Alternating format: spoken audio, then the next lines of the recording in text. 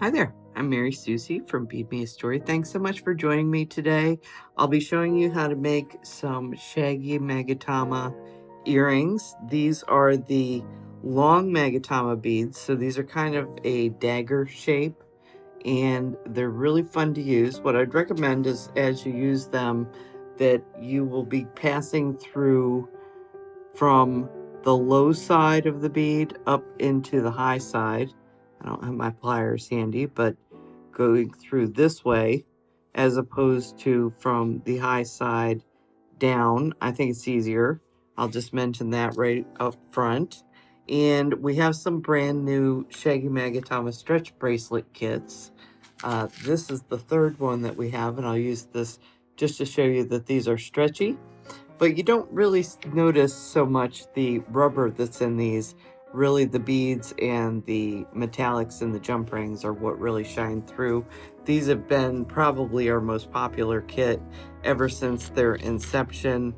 I have made them in so many colors, I can't even tell you. And this week, the ones I'm releasing are in 3 color variations, which I have not done before. But of course, that's just as simple as making it in 1 color. So really not a big deal with that. And I had not done an earring video before. So basically most people, when they make these, are going to have leftovers from their kit. Either you have a small wrist size or just the fact that we usually have a few extras in our kits. So I wanted to show you how to take your leftover materials or maybe even materials you already have at home and make earrings out of these. So I'm going to make them a couple different ways. This earring is just using the same basic techniques as we use in the bracelet, and it's a little bit longer, but I'm also going to show you this one doesn't have any rubber O-rings in it at all. It's all using jump rings, and I've made this one a little bit shorter and fatter. But the way that we're going to do this is all the same thing. This is a really super easy project, really fun, but very attractive piece when you're done. And I think the best part about the Magatama jewelry is that it's very comfortable to wear. So, you can keep the earrings lighter, you can add more and make them a little heavier. The bracelets stretch so they don't require any kind of clasp to put them on. And also just to mention to you, there is a video for the Shaggy Magatama necklace out there. So if you love these beads, we have lots of projects for you to try. And without further ado, let's go ahead and get started.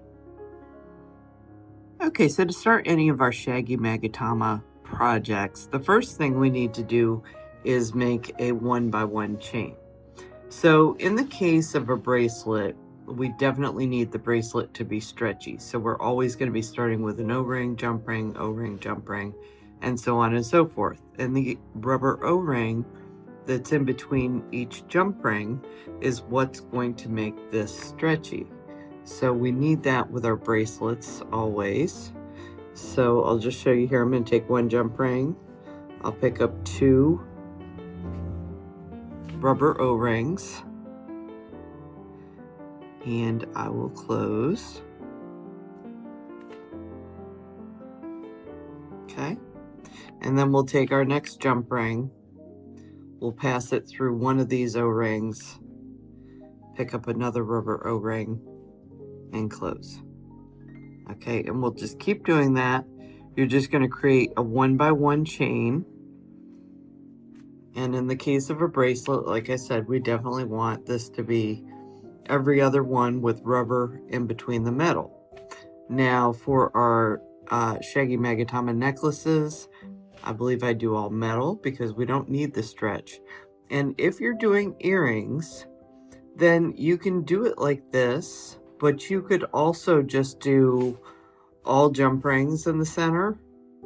You could do our smaller jump rings, whatever you have left over at the end of a bracelet or a necklace Shaggy Magatama kit. You can use those pieces to make a new chain with. Okay, so if you don't want to use the rubber in it, you don't have to. Now the nice part about having the rubber in it is you can see even with the white the white is definitely going to show through. It's always an opaque color, and it's nice to be able to see that, particularly in this particular color variation that I'm doing. Okay, so you can make little strips like this with just 3, and then perhaps bring in your smaller jump ring for the top to link to your ear wire, and that might be nice. Or maybe you want the thicker one, maybe the type of ear wire you're using, you want to make sure that it doesn't slip off, and in that case you can just use your top jump ring to connect to an ear wire. Okay, so the reason I don't have kits and earrings is because you pretty much always have leftovers when you do one of my projects. So I just want you to be able to see how to do a pair of earrings. So I am going to stick with this pattern that we use in bracelets, but just keep in mind, if you want to do it with all jump rings, you certainly can do that, and that is not a problem at all. And I think as I go through this, you'll see that that's just as easy to do as anything else. Okay, so now that we've talked about the middle section and just creating a 1x1 chain, I've gone ahead and laid out all the pieces that I need to make an earring in this. So in my newest bracelet kits, I made them in 3 colors. So I was actually kind of specific as to what I chose to be the center bottom color, because this is only going to have just one Magatama bead. So these are the long Magatama beads, the daggers, and I'm only going to have one in the center. So I chose my opaque color, or what I want to pick is basically my strongest color in the collection. And you can do this any way you want, but that's how I would suggest approaching it. So we'll have this one at the bottom, and then we're going to have a bead on either side of this first rubber O-ring, and then we'll have a bead on either side of this jump ring, and then we'll have a bead on either side of the O-ring, and so on and so forth. So I ended up doing basically 6 rows in the center, and then you can see to attach this middle one, I'm going to need a jump ring as well. So this O-ring at the bottom here of an earring is going to actually have 3 pieces hanging off of it, not the usual 2, because we want kind of a centerpiece to hang off the bottom. Okay, so let's go ahead. I'm going to pull this out, and you'll notice I left my top jump ring available, and that was just because I hadn't attached it to the ear wire yet. So we will do that. So I'm going to take my 20 gauge 5/32 jump ring. I'm always using 20 gauge jump rings. For a lot of Magatamas, an 18 gauge will fit through them, but not all of them. So just to make it work with everything, the 20 gauge is the best size to work with, but if you have supplies at home and all you have is 19 or 18 gauge, you can certainly give it a try. If you've got some Magatamas, give those other sizes a try, because usually they actually will work. You may have to throw off some, but we want to work with the supplies that we have sometimes. So okay, so there's my bottom, and then I'm going for these 2 jump rings here, and then I've got the crystal AB, and these are going to go on either side of that center one, and that's why I did that one first. Okay, so I'll just attach it again to the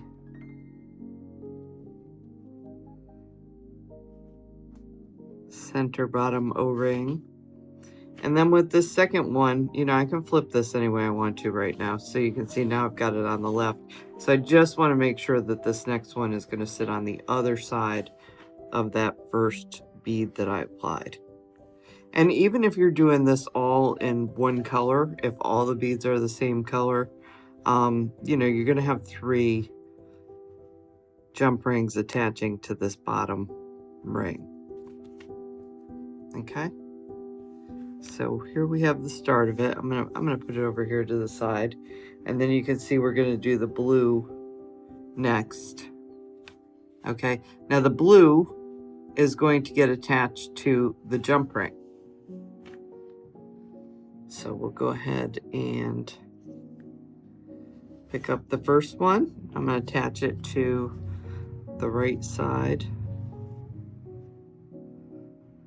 And all this can flip over, so even though I refer to things as right side and left side, it can all be turned around and be turned into the opposite side.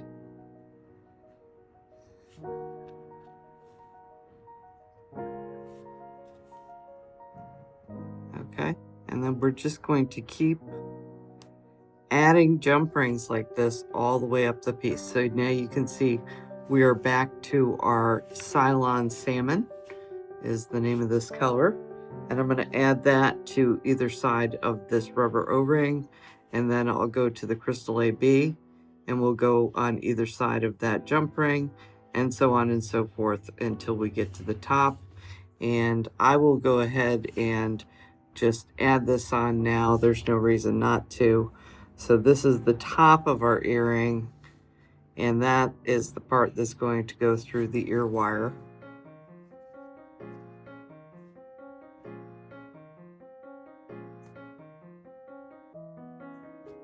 Okay. And there you have it. So cute like this too. You know, if you want to use smaller O-rings and jump rings, you could even make this center row smaller and just have a little bit of a chain here with a little dangly at the bottom. That's fun too. There's a million ways to do these. So, you know, just look at your options and what you have for materials sitting in front of you and definitely use that. So when you finish a kit and you have leftovers, see how you can make a center chain. See how many leftover beads you have to use on either side to make a pair of earrings to match that. Okay, so as you can see, I've gone ahead and finished this up, and you can see how cute these little earrings will be. Okay, so this is really the simplest form, is just to copy your bracelet. But let's say you're like me. I have a heart-shaped face. So long, dangly, straight down earrings just don't look good on me. So I went ahead and I created a shorter version of this same earring. Now for this one, I have the lilac at the bottom, and then there's Crystal AB and there's Seafoam AB in this. And I went ahead, this one is only, I think 4 rows in the center. Okay, so I've gone ahead and filled this in exactly the same way as this one. It's just shorter, and you can see that I only have jump rings on the inside. I didn't use any rubber O-rings at all.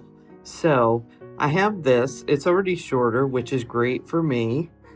And, but I think I want it fuller. So you know what, there is plenty of room on these jump rings so that you can just keep adding. So I'm going to add to the bottom row first. So I can see I've got my Crystal AB here, and I'm going to add my green, my Seafoam AB in above the Crystal AB.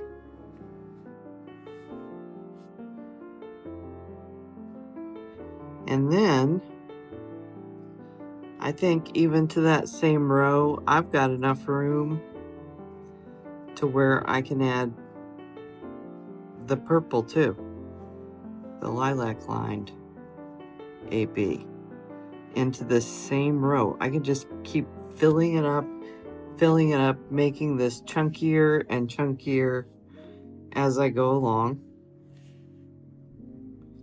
Okay, now I'm still just on this very bottom row, adding more and more. And you can see there's still plenty of room in that jump ring that's holding onto them all to keep adding to this. So I'm just going to keep making this pair of earrings more and more fluffy. They're short, so you know this is going to give it a more rounded quality to it. But I'm just going to keep adding on. And the only part that gets tricky here, I added the purple over on this side. So I'm going to make sure to add it to the opposite side. Okay, and so this bottom jump ring is facing one direction, but then the jump ring that's above it that I'm going to start adding on to next. That is going in the opposite direction. So my first one is going like, this way, I'd say like vertically. And then the next one is going to be horizontal. So as you keep filling this, you can already see that this is starting to get really nice and fluffy. And the more of these mixed colors that you have all mixed together in a very close proximity, as light hits this iridescent quality of all the beads is going to keep coming out more and more and more, and you're going to get even, just a wonderful iridescent mix of colors. So these long magatamas are really nice. They sparkle a lot and they create a lot of interest with both the shape and their ability to reflect light. So I'm going to keep going with this one, and I'm going to add to my next 2 rows until I have this all filled up, and then I'll show you how this worked out. Okay, so now you can see I've finished this second one, and if I pick it up, you can see how very fluffy this one is. See how thick this one is compared to the first one that I did? So that is what happens when you just keep adding to it. Now I could have added a second row of jump rings with magatamas to this one too. You can make it really long and fluffy. You can make them short and fluffy. You can use rubber O-rings. You can use just jump rings. But you can see these are really quick and easy to do. And, when I was out doing shows, specifically Comic-Cons, I will tell you that this was our top selling earring. So people really love this one. It's just that play of light, that dagger shape of these beads are just so cute. And they look good with everything because it's got so much light play going on. It's going to take a little bit of color shift from your outfit and match up really nicely. So I hope you've enjoyed learning how to make the Shaggy Magatama earrings. These are super easy to do, and I wanted to show this because I have some new Shaggy Magatama bracelet kits out this week. There's almost always extras in your kits, and so I'd like you to be able to use all the leftovers that you have when you finish a kit, and this is a great way to do that. So I hope you enjoyed this. Please be sure to like and follow me on YouTube. And of course, all of the kits and supplies that you saw here are available at beadmeastory.com. Thanks so much.